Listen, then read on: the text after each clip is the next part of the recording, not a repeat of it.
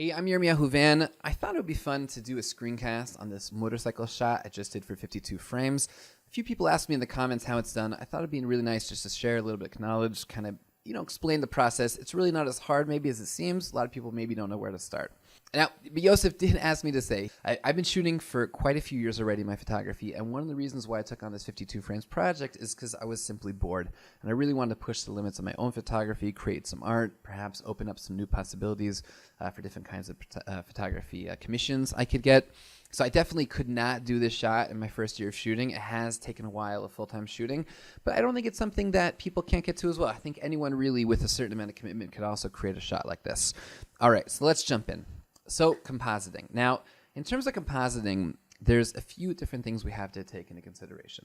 The first thing we have to take into consideration is the lighting. Now, the lighting you want to match to your background image, your background plate. You can see in this picture of the motorcycle, which I originally thought I was going to do for my shot, I have the sun kind of up here, mimicked in a flash. We got a bit of a softbox over here to add a little bit of fill to the motorcycle. I didn't wind up using this image, however, because I made a bit of a mistake. Now, what mistake did I make? Where's the sun coming from here? Here the sun is coming from the top left. But in my plate image, in my background image, where is the sun coming from? It's coming from the top right. You can see the shadows are falling here to the left. Here, the shadows are falling to the right. So I made a bit of a mistake there. I got to go out again, shoot a plate. Oops, what can I do? So I decided to use a different image as well that worked better in terms of the lighting. So let's go ahead and jump to that image now. So here's the image that I used. Here we can see the light sources coming from the top right. That looks very good. Now the next thing you want to do is you want to do what's called masking out your image. You want to remove all the background. I'm not going to go into that exactly how, I'm not going to go into now exactly how I did that. There's a lot of YouTube tutorials. But just to do a little quick mask, something like this. Now obviously I got a lot of spokes and stuff, and it took me a long time. That's one thing about doing this stuff when, doing this masking when you got a motorcycle like this and a lot of little parts. Here's maybe an image that's been masked out, and you can see just how many little segments you got to come in and remove that and remove that. It is quite time consuming for an image like this. Some images not as much, but this one did take me a bit of time. All right, so usually what I'll do after that, I mask, do a general mask, a really quick one, just to kind of knock it out and make sure that I feel like my motorcycle fits here. So here we go. I'll just rotate this guy a little bit to make it look like he's in the middle of a turn. Now, obviously, as I was doing this shoot, so he couldn't actually be riding, so he put his foot down here, which we can quite easily Photoshop out a little bit later, something like that. That looks good. Okay, so once I feel like my shot can work, then I'm going to just dig in a little bit more in terms of making it fit a little bit more. So, Toph. Now, notice as well, I did not grab the shadow over here from my motorcycle. I'm going to have to create that a little bit later. All right, so I've got my background, I got my motorcycle. I feel like realistically it can work. The lighting works. Let's move on to what we call the background plate. Now, the background, oftentimes what I'll do is I'll use one image for the foreground and one image for the background, depending on the image and depending on the location of the image as well. So let's go ahead and I'm just going to drop out the background. Now, anytime you have checkerboard in Photoshop, it means that the image is transparent. And here I have a nice cool image of some mountains. I've got some data damage over here from when I made a selection. I made a mistake. We'd have to take care of that. So I've got a cool image of mountains that I'm going to use. I've got a cool image of a road. If I was not making this black and white, I'd have to color match that. So here is, let's say, the color matched image. That's already looking pretty good, looking pretty realistic. I do have some brush and shrubbery over here that I may want to go out and shoot some shrubbery to kind of make it look like it's sticking in the background image a little bit more. But for this shot, since there's a bit of motion, it didn't really come into play that much, and it still looked quite realistic. So there's the background. The background's basically ready to go. Now, obviously, for this one, we made it black and white. So I'll just do Shift-Control-U. Shift-Control-U. I've got to rasterize this guy's first. Okay. Shift-Control-U. And there's my background plate. Now, we can go ahead and kind of merge these guys.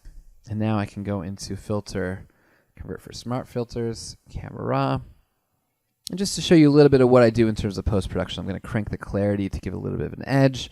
Maybe bump the shadows a little bit, hold down the blacks. A cool shortcut, by the way, when you're adjusting the whites and blacks in Photoshop, is hold down the Alt key. And what's happening here, this is showing you, when I'm changing the black slider, what's actually totally clipped and what's actually totally black. So this is obviously going to be too much. You're going to see that. So what we want is we want to hold down the Alt key, don't let go, and just get a little bit of black And that means we're completely maxing out the dynamic range of this image. Okay, drop our motorcycle in there. There we go. Now, the next thing we're going to do, once we have our... Oh, let's make this guy black and white as well, just so we can be consistent. All right. Now we got to make this motorcycle look like he's in motion. So Photoshop CC has an amazing tool called I think it's called I don't even know what it's called, the spin blur. There we go. So the spin blur, we can just drag this guy on our wheel over here, kind of rotate the angle a little bit. Now I find the default of the spin blur is set a little too high. I like 15 degrees. I think that works pretty well. And once we're done, we're just going to go ahead and click OK. All right, there we go. So now once you have the spin blur going, now obviously we see that we have some things blurring that shouldn't be blurred, like this little guy over here, whatever suspension, I don't even know what that's called. So you would have to go in and, and mask that out. I've lost my spin blur, I made a little mistake here, but it's okay, because over here I have my motorcycle. This is my final image over here. Now obviously I've done a little more clarity work in dodging and burning and some perspective. But you can see after the spin blur is done, and I've kind of knocked that out with a layer mask, which is very helpful. I've also done it for the front image as well. It still looks a little bit fake though, because we need to blur this road. So we would have to do that. A really great tool that we can use that I found is something called Virtual Rig Studio.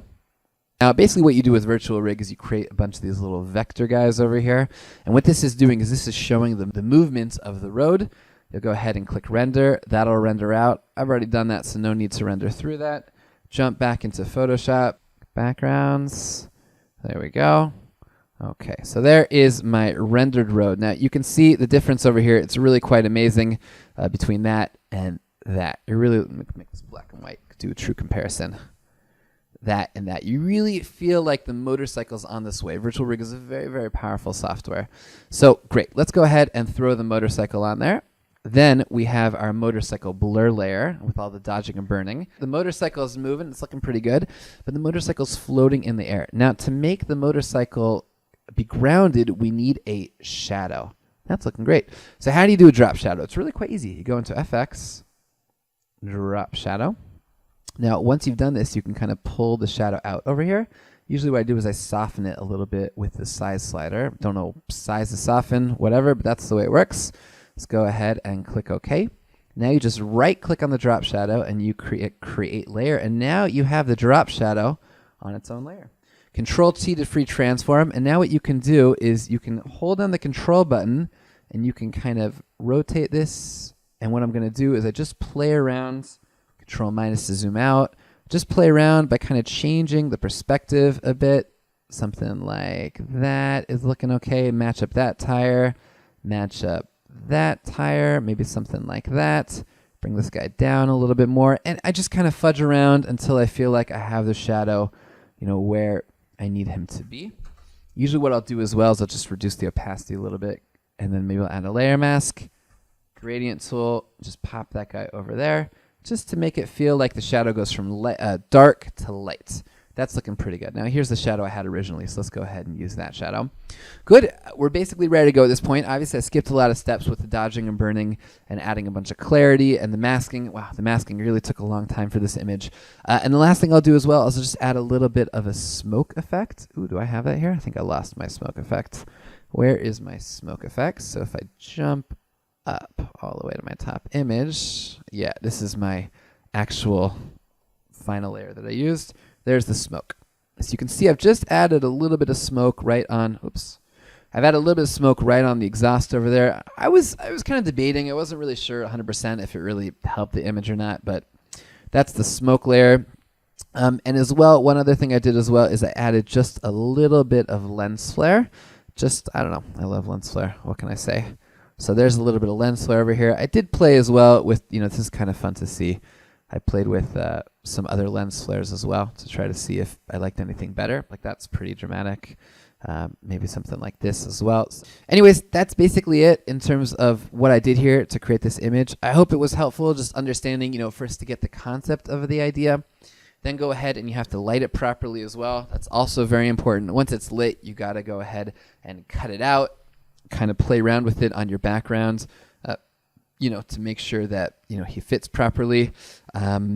After that, if it wasn't a black and white image, you would do some color matching. And then the last thing, of course, is the tweaks, which what we did over here on the wheel, and as well as adding some smoke over here. Sometimes I'll do some liquify as well. That's kind of fun to see if you've lasted with me through this time. Where's liquify? There we go. You know, liquify can be really nice for just kind of either making people a bit more muscular if you want, or we can always slim them down as well. Oftentimes women kind of appreciate the slim look. And that's basically it. Okay, I hope this was helpful to kind of understand how to throw together a composite image. I love compositing just because I feel like it really unleashes my creativity and I can create whatever I want. And a lot of compositing photographers, they do have kind of a stock of images that they've created with clouds and mountains and things like that. You know, I really feel like, though, when you create a composite photo like this, it's very rewarding, and there's so much that goes on the post-production. It's really your photo. It's not that you're kind of ripping someone off or doing something else. You know, you really are creating this photos from scratch, and it's your artistic vision. So I encourage you all to get out there and create some composite photos. I'm definitely not the best, and I got a lot to learn still. Some photographers that I really love to follow are Dave Hill, who's amazing, and Joel Grimes, who's also incredible. So anyone who's interested in compositing should definitely check out those two photographers. Okay, I've already hit the 12.5-minute mark, so I'm going to log off here. I hope this was very helpful for you, and we will see you next time on 52 Frames.